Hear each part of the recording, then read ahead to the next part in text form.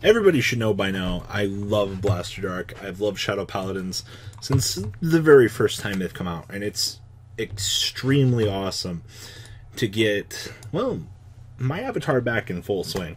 So, Blaster Dark has finally been revealed, and this is rather interesting. So the first effect, when placed, Counterblast 1, your opponent chooses one of his or her rear guards and retires it. So this cleans up early game, much like Blaster Dark Revenger did.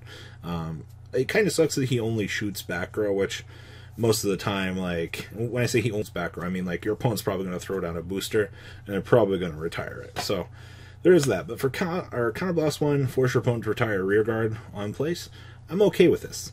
The effect that makes this thing actually very interesting is, if your opponent has no rear guards, discard a card from your hand, and this gets Drive +1.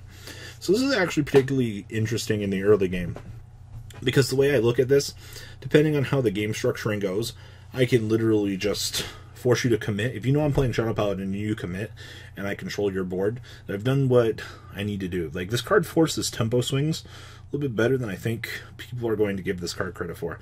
This is going to be extremely good, getting that one extra dive into the deck, and the potential to get one more resource, which is pretty good. Now, Blaster Javelin, actually, so when I first saw this, I was like, I wonder if this is going to be good. So Blaster Javelin, when placed on rearguard, if you have another grade 1 or less rearguard, Counterblast 1, draw a card, and this guy becomes a fresh 11k booster. This is literally just a clone of Squire Allen, but it has Blaster in its name, so I mean, we'll take this. And then, this is not Grim Reaper. I am actually really saddened by this. I really need my Grim Reaper in my life. Hopefully we do get him. And this is another interesting one, and I know a lot of people, a lot of the Ward players out there, I think, are going to like this card. But Continuous Rearguard Circle, if you have 6 or more units, this unit gets grade +1 and 3000 power and intercept, including Guardian. So this is rather interesting. I like this card, I really do, especially since I think the new Maka will call grade 1, which means you can just call this for a full board. Of course, some Bermuda stuff coming on out here, the coral bag, little pendants and things like that for you to pick up. I actually really like these deck boxes, by the way. These things are fucking cool. New playmat, a little carrying bag for it. Not much else really happened this stream, but I will tell you this. I think this card is very good.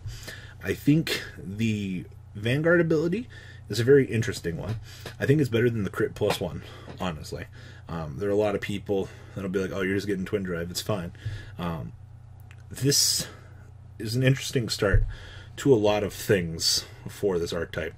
I'm very curious to see just where this takes us in the long run, because this card is, to me, this card's very good for what it is. The random sniping kind of sucks, but I mean, you got to give and take. So for Soul Blast 1, you can pick. So kind of depends what our other skills do. So far, the Skull Witch in the main resting is pretty interesting. Call another copy of yourself. You know, this deck's already going to be requiring heavy sacrifices for its abilities. So we'll have to see where we're going with this.